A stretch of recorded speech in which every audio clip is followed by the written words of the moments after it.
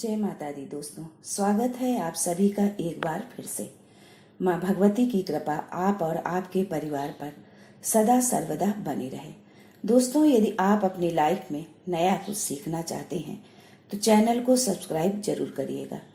दोस्तों, इस वर्ष 2023 में हरतालिका तीज या जिसे तीजा भी कहा जाता है, किस दिन रखा जाएगा, पूजा का शुभ मुहूर्त कब है, सुहागन महिलाएं इस दिन कौन से काम ना करें, अस्वस्थ व गर्भवती महिलाएं किस तरह से इस व्रत को करें, कुंवारी कन्याएं इस व्रत को कैसे करें, 16 श्रृंगार का क्या महत्व है, कौन सा शुभ संयोग बन रहा है, पूजा विधि क्या है और कौन सी गलतियां ना करें, ये सारी जानकारी आपको आज के इस वीडियो में मिलने वाली है।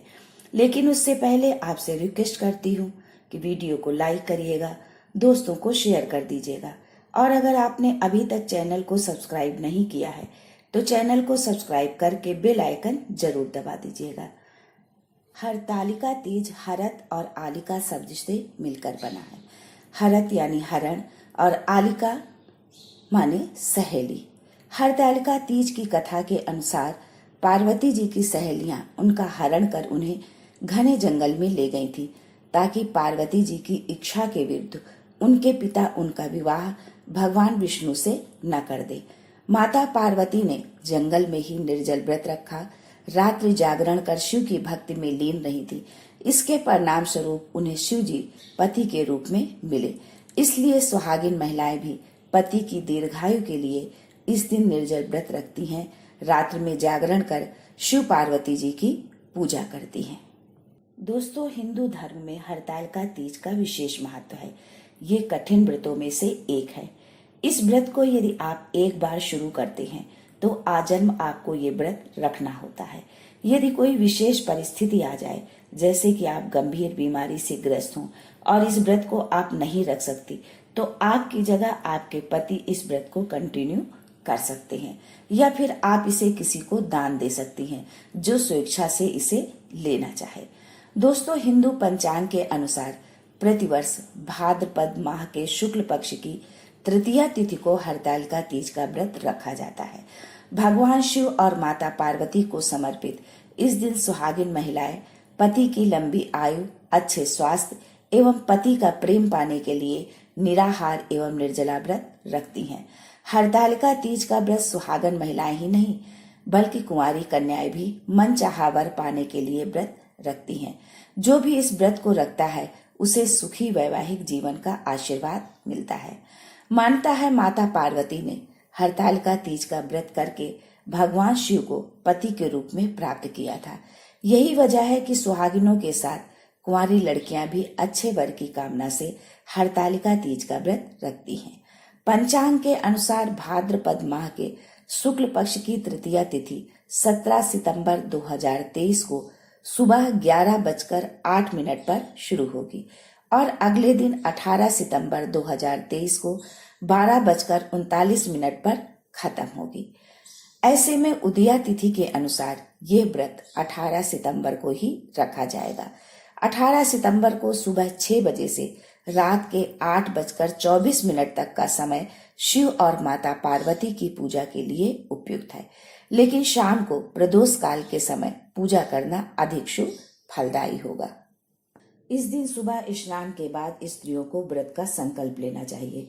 व्रती महिलाओं को पूजा के दौरान 16 श्रृंगार अवश्य करना चाहिए। पूजा के लिए बालू और मिट्टी के शिव पार्वती समेत शिव परिवार की प्रतिमा बनानी चाहिए और फिर पूरे विधि विधान से उनकी पूजा करनी चाहिए। पूजा में माता पार्वती को 16 श्रृंगार की सामग्री अवश्य चढ़ाना चाहिए। पूजा के बाद घर के बड़े लोगों का आशीर्वाद जरूर लेना चाहिए, इससे अखंड सौभाग्य होता है। माता पार्वती को सुहाग श्रृंगार की सामग्री अर्पित करने से अखंड सौभाग्य का आशीर्वाद मिलता है। इसके साथ ही घर में सुख शांति रहती है एवं वैभव की प्राप्ति होती है। हरतालिका तीज व्रत इस साल कई शुभ संयोग में रखा जाएगा। तीज के दिन रवि योग के साथ इंद्र योग बन रहा है। ज्योतिष शास्त्र के अनुसार इंद्र योग में व्रत रखने से सुख समृद्धि की प्राप्ति होती है और जो महिलाएं व कन्याएं नए व्रत को उठाना चाहती हैं वो इस साल व्रत को अवश्य उठाएं। पूजा विधि। हरतालिका तीज में श्री गणेश, भगवान शिव और माता पार्वती की पूजा की जाती है। सबसे पहले मिट्टी से तीनों की प्रतिमा बनाएं। भगवान गणेश को तिलक कर दूर्वा व जनेऊ अर्पित करें। भगवान शिव को फूल, बेलपत्र, शमी पत्र और जो भी चीजें भगवान शिव को प्रिय हैं, धतूरा, वो सब चीज भगवान भोलेनाथ को अर्पित करें और माता पार्वती को सुहाग श्रृंगार का सामान अर्पित करें। तीनों देवताओं को वस्त्र अर्पित करें। तत्पश्चात हरतालिका तीज व्रत की कथा पढ़ें या सुनें। इसके बाद श्री गणेश जी की आरती करें। भगवान शिव और माता पार्वती की आरती उतारने के बाद भोग अर्पित करें। सुबह माता पार्वती को सुहाग दें और उनसे सुहाग लें, अर्थात वही सिंदूर अपनी मांग में लगाएं, भोग लगाएं और मूर्ति का विसर्जन करें। दोस्तों, जिस चौकी या पाटे में आपने प्रतिमा या तस्वीर जो भी पूजा के लिए रखा है, उसमें सुबह जरूर बैठे। ऐसा करने से माता पार्वती से अखंड सौभाग्य का वरदान मिलता है। हरतालिका तीज में ये गलतियां भूल कर भी न करें। इस दिन भूल कर भी दिन और रात दोनों में नहीं सोना चाहिए। व्रत कथा जरूर पढ़ें या सुने, इसके बिना व्रत पूर्ण नहीं होता है। अपने पति या बड़ों को अपशब्द न बोलें, क्रोध न करें, दूसरों के प्रति द्वेष की भावना न रखें, अपनी वाणी पर संयम बनाए रखें, तभी व्रत सफल होगा। मान्यता है कि ऐसा करने से व्रत का प्रभाव कम हो जाता है और पूर्ण फल नहीं मिलता है। दोस्तों, जो स्त्रियां गर्भवती या अस्वस्थ है, वो पूजा के बाद जल एवं फलाहार ले ले, इसमें कोई दोष नहीं है। वैसे तो ये व्रत निर्जला रखा जाता है, पर विशेष परिस्थिति में आप ऐसा कर सकती हैं, क्योंकि ये व्रत एक बार शुरू करते हैं तो जीवन भर रखना पड़ता है।